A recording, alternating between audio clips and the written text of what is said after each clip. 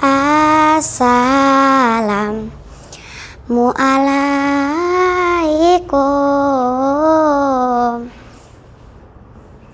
Tabe tuan, sekalian mohon hamba dimaafkan.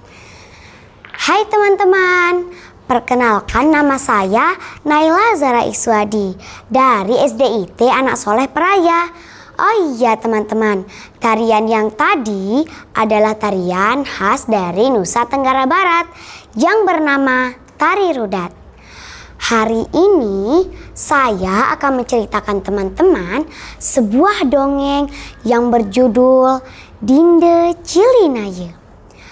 Alkisah, pada zaman dahulu kala hiduplah dua orang raja yang bersaudara. Seorang raja tinggal di daerah Daha dan seorang lagi di daerah Keling. Kedua raja ini belum memiliki keturunan.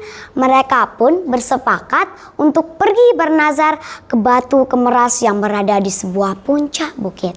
Sesampainya di sana, Raja Daha bernazar, jika ia dikaruniai seorang anak, maka ia akan membawa seekor kerbau yang berselimut sutra, bertanduk emas, dan berkuku perak. Sedangkan Raja Keling, ia bernazar, jika ia dikaruniai seorang anak, maka ia akan membawa sirih pinang. Teman-teman, apakah kedua raja itu berhasil memiliki keturunan? Ternyata kedua raja itu berhasil memiliki keturunan. Raja Daha memiliki seorang bayi perempuan yang sangat cantik. Dan juga Raja Keling memiliki seorang bayi laki-laki yang juga sangat tampan. Karena nazar mereka sudah dikabulkan, kedua raja ini kembali bersepakat untuk pergi ke Batu Kemeras membayar nazarnya. Karena terlalu senang, Raja Keling yang awalnya hanya bernazar membawa sirih pinang, ternyata juga membawa seekor kerbau yang berselimut sutra, bertanduk emas, dan berkuku perak. Sedangkan Raja Daha, ia tidak menepati janjinya. Ia hanya membawa seekor anak kerbau biasa. Dalam perjalanan pulang, rombongan Raja Daha dihadang oleh angin puting beliung yang sangat besar yang membuat bayi Raja Daha ikut terbang ke angkasa.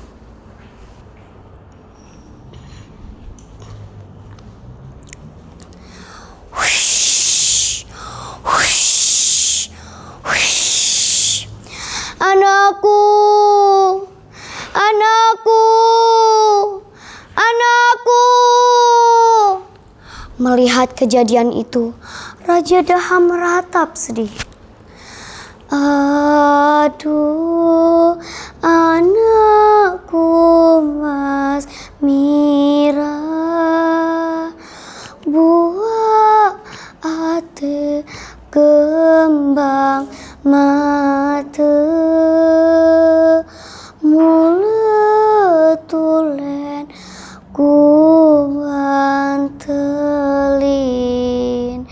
sintung jari salon angin.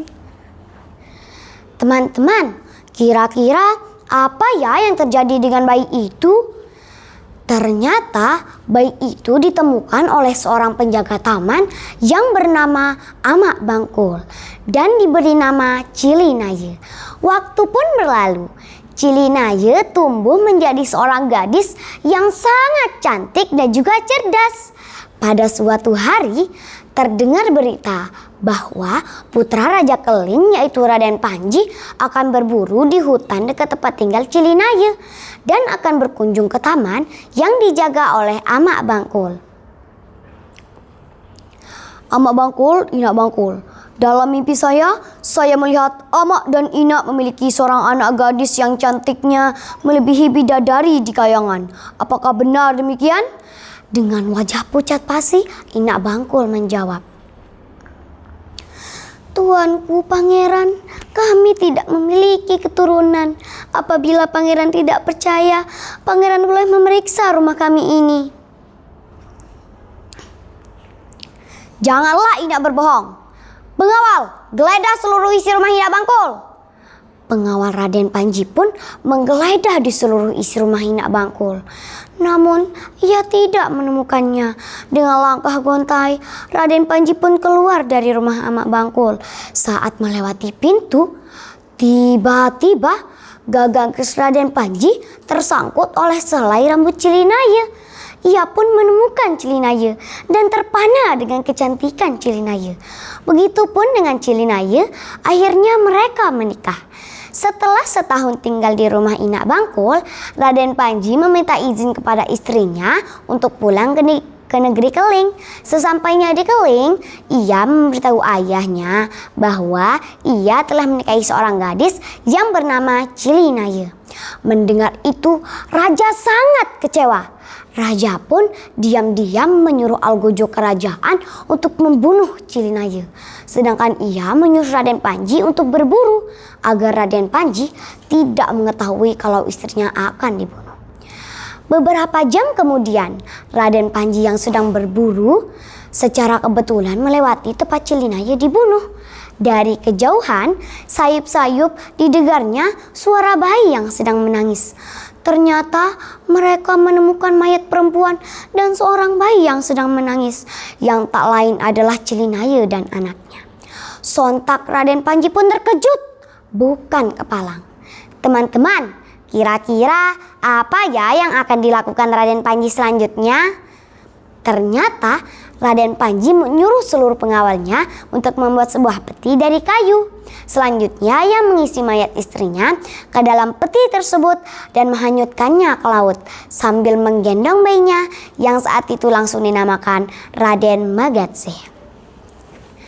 Teman-teman, ternyata Cilinaya belum meninggal loh. Mayatnya terus terbawa arus hingga sampailah ke pantai negeri Daha dan ditemukan oleh permaisuri dan mengangkatnya menjadi anaknya. Singkat cerita, pada suatu hari Raja Daha mengadakan permainan yang berhadiah sangat besar. Pada saat para raja sedang asyik bermain, tiba-tiba datanglah seorang anak lelaki membawa ayam sakti berbulu hijau dan berekor sangat indah. Kokokannya pun berbunyi aneh.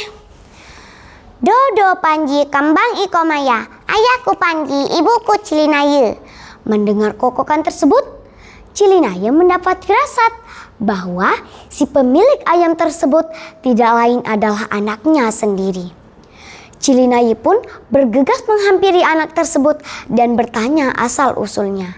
Anak itu pun menceritakan asal-usulnya dengan singkat. Mendengar itu, tanpa berkata-kata lagi, Cilinaya langsung memeluk Raden Magatsih sambil berurai air mata.